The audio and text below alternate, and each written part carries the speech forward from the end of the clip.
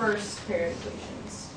I just picked something that when you took,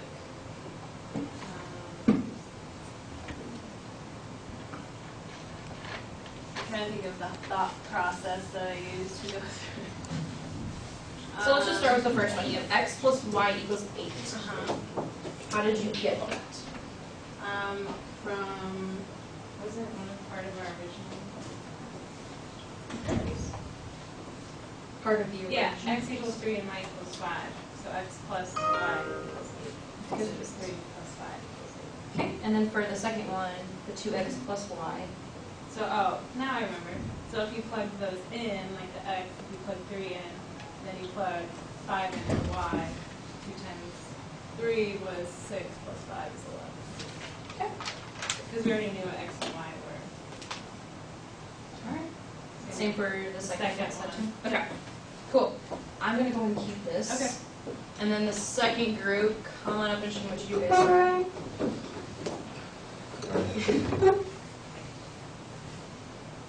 Okay, so you guys got x plus y equals 8 as well. And how did you get 3x plus 7 equals 44? Well, I did the homework wrong. I thought it said you need a word problem. So I was thinking touchdowns and field goals. And so if you have 8 total scores and your total score was 44, you know, field goals and touchdowns where you get the touchdown and the extra point, and then you plug in those numbers. That's what you get for the first set of equations. And the second one, my group came up with, I don't know how we got it, but we just did. So. Did you guys start with like something on the right first, like an answer? Or did you start with just some equation and then you plugged in your 3 and 5 and got your answer? The second thing. The second thing? Did anybody do it the first way where you just chose an answer and then made up an equation based off of that? No? Okay. So if we plug in 3 for x and 5 for y, yeah, go ahead. These are all going to work, right?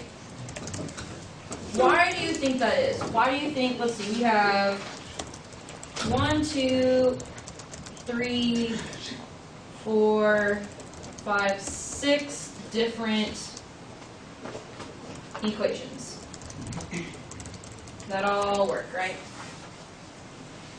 Why do you think that is?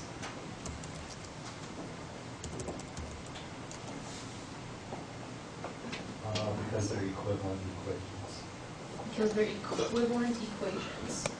You use that word right there in the chapter. Okay. Well, would it help if I graphed them first? Let's see. So we're going to go ahead and graph that first one. X plus y equals 8. And the second one, 2x plus y equals 11.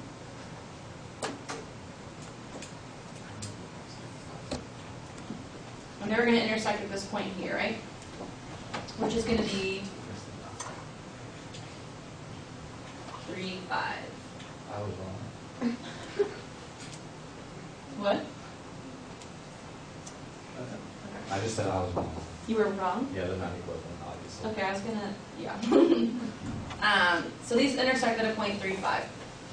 The second set of equations that Jenny brought up was x plus y equals 8 and x plus 2y equals 13.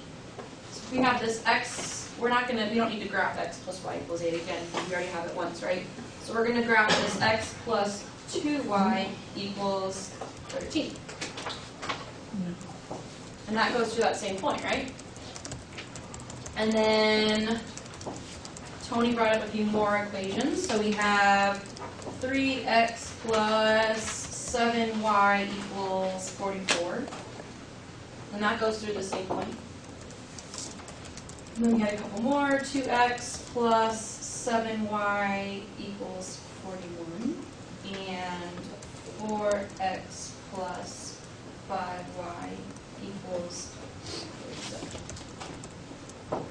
And those all go through that same point, 3, 5, right?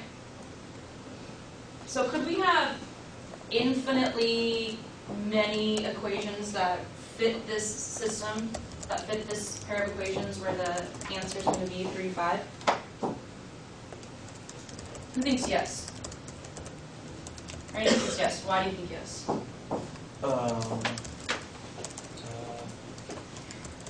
Because as you can see there, there's a lot of lines and there's probably a lot more that go through that point. Probably. Yeah, maybe. Maybe. Yeah. Who else thought yes? Emily, why do you think yes? Just the same idea, because you could go, I guess, all the way around the point. Right. We could go all the way around. We could have lines, all these lines here. We could also have a ton of lines here, all the way around, right? And even if there's just like a slight difference in a number, it's going to be a different line, right? But they're all going to go through the same point. We can have infinitely many lines that are going to go through this point.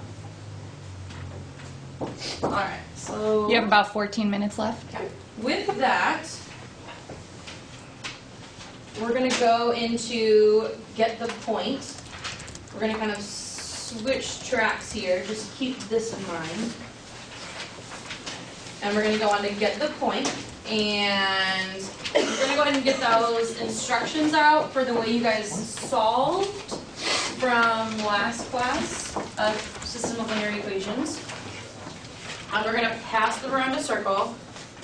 And we're going to get about a minute and a half. I'm going to put a pair of linear equations up on the Elmo, and you're going to use the group's instructions to work through it. So it's kind of like what we did last class, but we're going to use some different equations.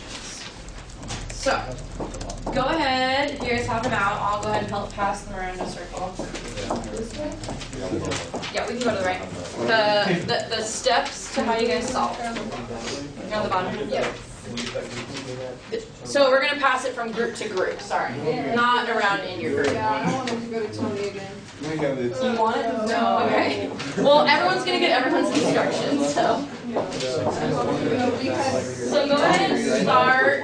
Where's your guys'? Okay. Did you guys pass yours already too? Okay. So go ahead and start, and we're going to give you one pair of linear equations.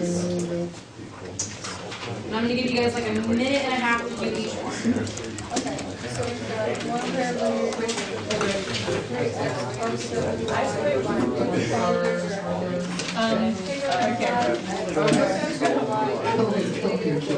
So for one, we're supposed to solve them all like this. Y by itself. So for all your problems in one. Y, 7y equals 2. Y equals 15. Wait, it didn't tell us. It said to get one variable by itself. So I got one variable by itself. So we Getting get both. Yeah, we messed So I around need with it that. and then what's step 2? This is probably really representative of that variable So they want me to look at 6 into 5x, which is 3 x equals x plus 15. Where do I stand? all for the other variable.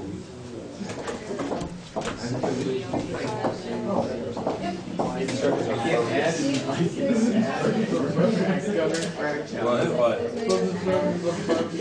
It's that weird ass method we use. Thanks, guys.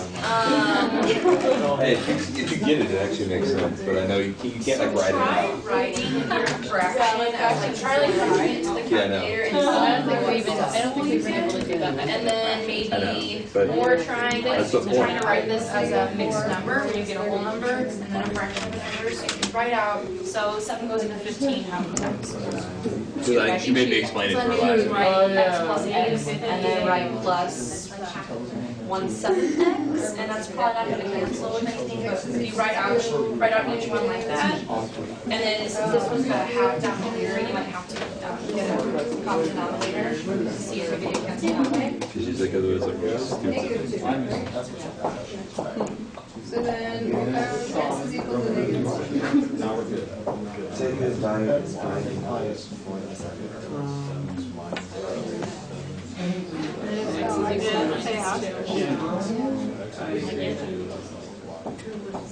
So should I plug it back? So both equations imply that Or how would you say the set equation? Because you don't want to set y and